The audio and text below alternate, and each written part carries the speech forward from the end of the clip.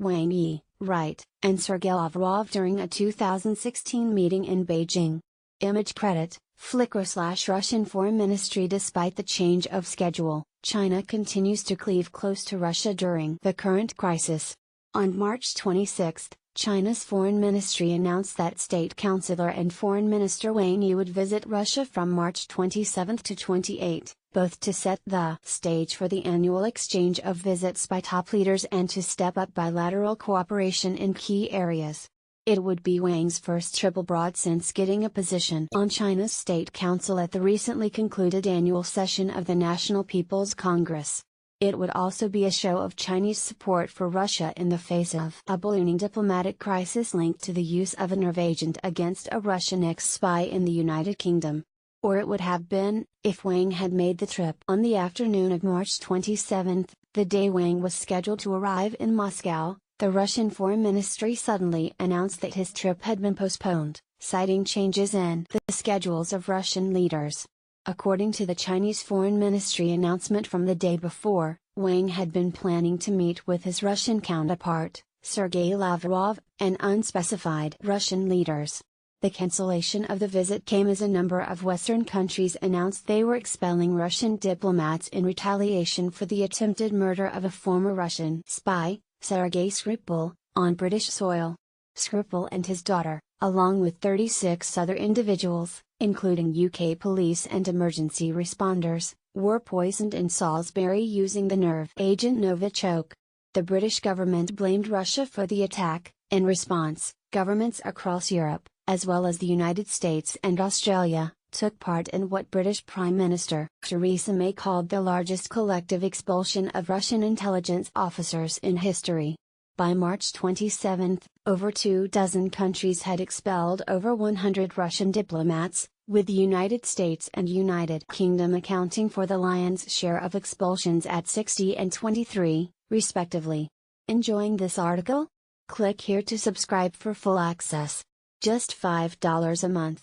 The last-minute rescheduling of Wang's visit, less than a day after the timing was confirmed by Beijing, suggests Russia is now scrambling to respond.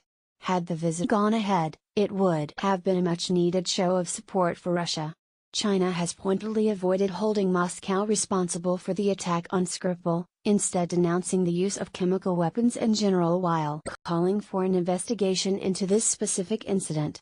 During a heated emergency sessions of the United Nations Security Council on March 14, at which the UK ambassador accused Russia of being behind the attack, China's UN ambassador Ma Xiu spoke only briefly, calling for relevant authorities to properly handle the issue through the proper channels.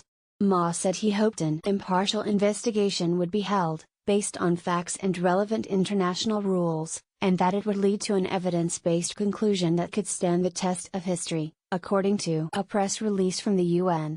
On March 27, when asked about the expulsions of Russian diplomats in a regular press briefing, Chinese Foreign Ministry spokesperson Hua Chunying made a similar statement: "We are closely following the development of the current situation. China is firmly opposed to any use of chemical weapons. We believe that the Skripal incident should be properly resolved through the dialogue between the UK and Russia based on getting the facts straight. The relevant countries should earnestly abide by the international law and the basic norms governing international relations and avoid taking any step that would escalate the confrontation."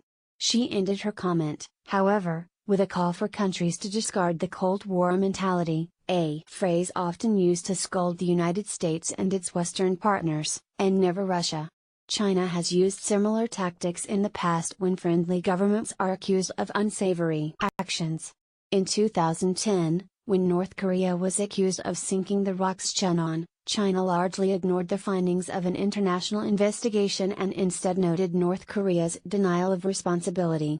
In 2014, when Russia was accused of supplying the missile system used to shoot down a civilian plane over Ukraine in 2014, killing nearly 300 people, China again demurred on assigning responsibility, instead, you guessed it, calling for an investigation.